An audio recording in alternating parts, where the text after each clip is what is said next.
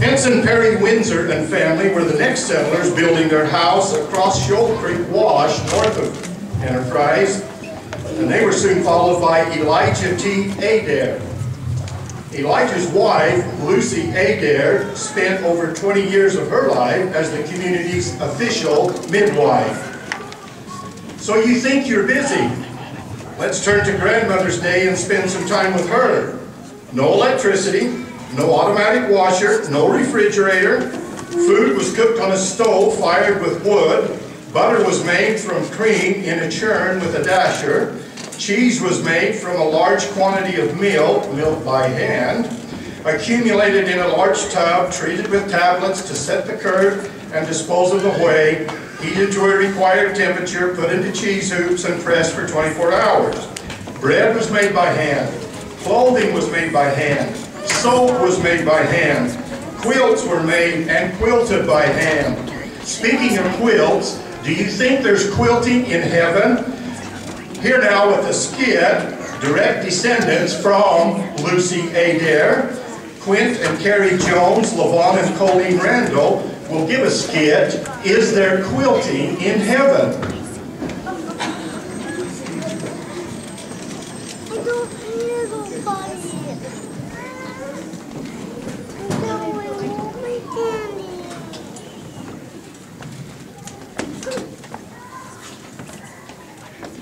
Oh, I didn't see you there. I was so deep in thought.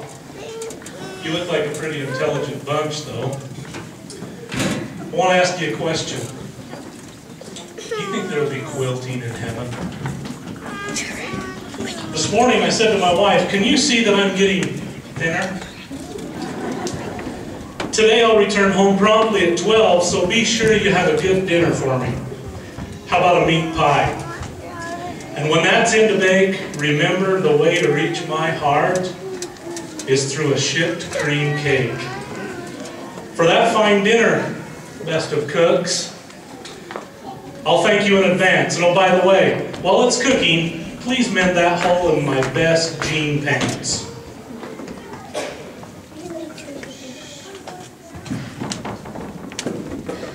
Oh well, I'll just pin this to the door. DUP Quilting Day. No time to mend your jeans. You'll find on the kitchen table a nice kettle of cold beans.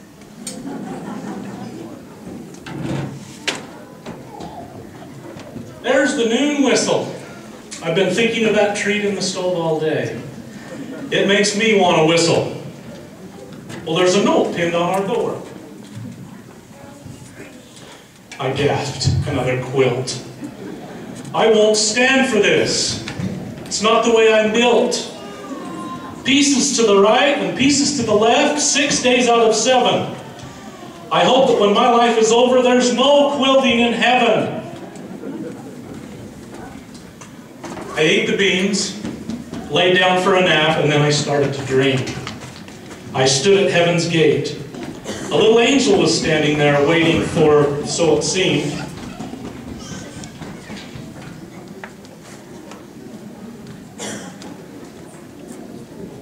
You'll just have to wait.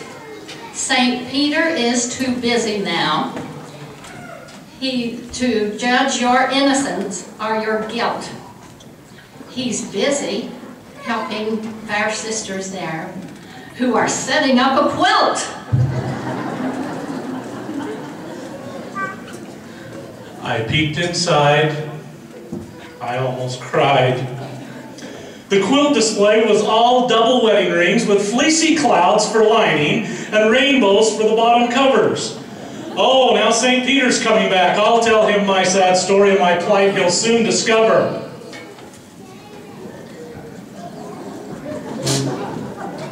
Enter. I'll let you in for the sake of your dear good wife, who, because of your groaning and moaning, has quilted all her life.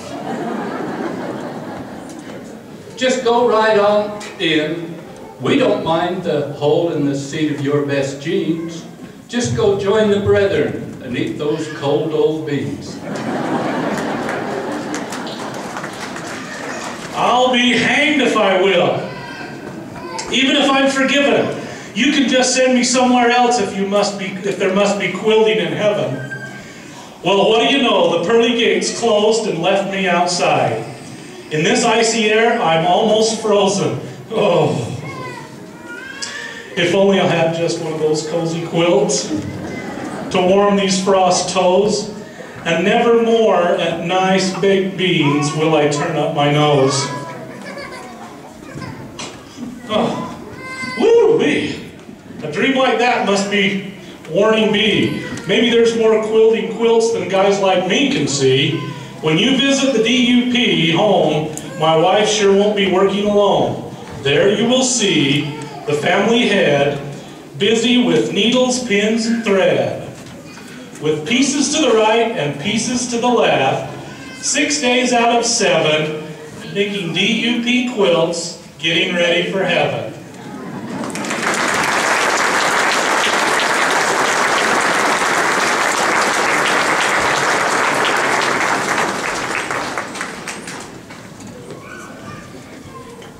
William Marshall, James Canfield, Nelson Terry, and Henry Holt all came in the fall of 1898.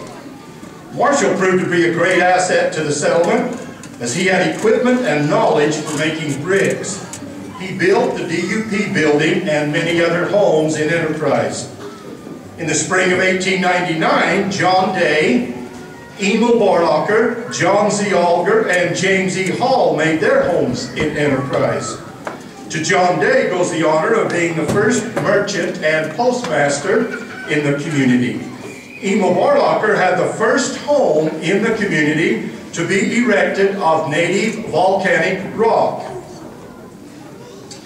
Jim Hewitt organized the first band, consisting of James E. Hall and his sons and daughters, and 2 Ellicott sisters. And here, with a band, the Moyle Band, consisting of Jack Moyle, Rob Moyle, Wade Huntsman, Amber Bollinger, Brian Huntsman, and Tony Shriver is going to play a number for us, the Moyle Band.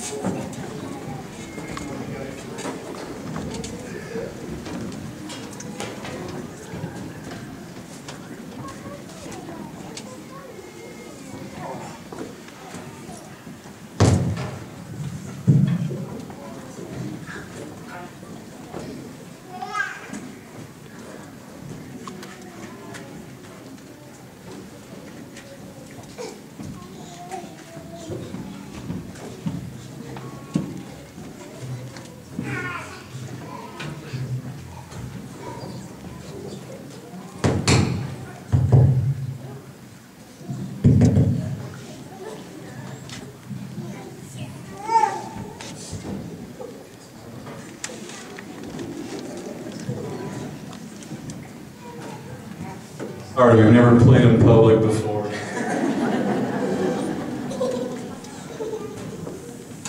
We're just going to do a little medley of some bluegrass songs. Hopefully you'll recognize some.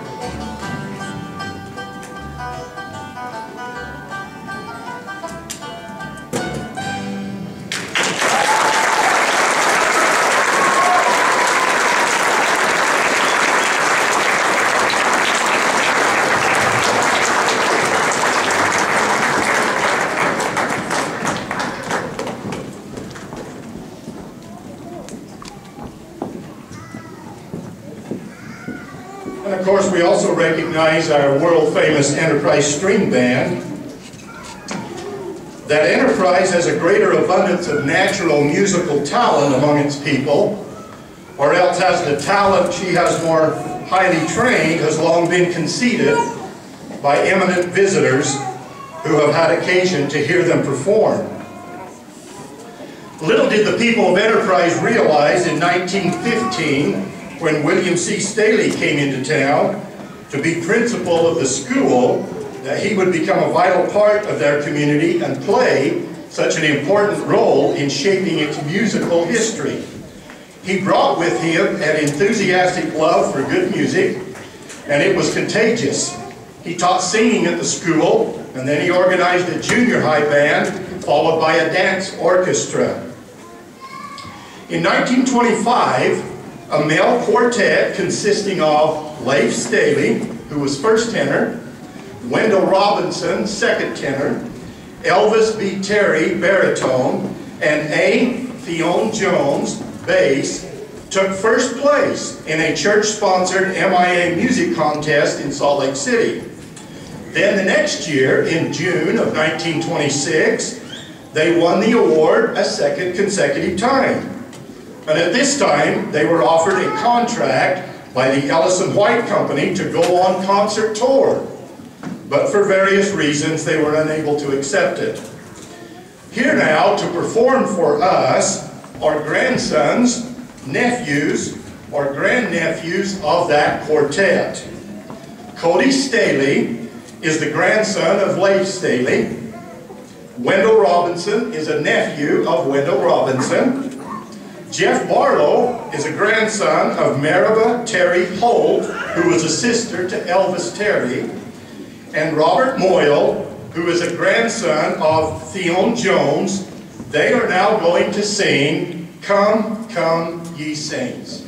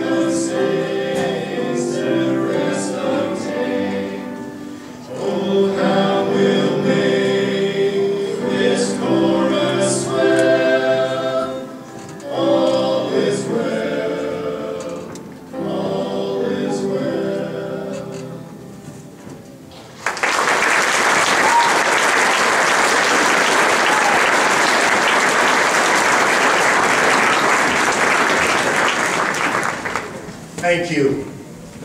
We are proud of our ancestors who tamed this wild country, dedicated their lives to the gospel, instilled in each of us a love of family and community, and endowed us with great talents. May we make them proud as we continue on their legacy. This concludes our program. May we give a round of applause again to Sister Teddy Jones, who has put this program together, please.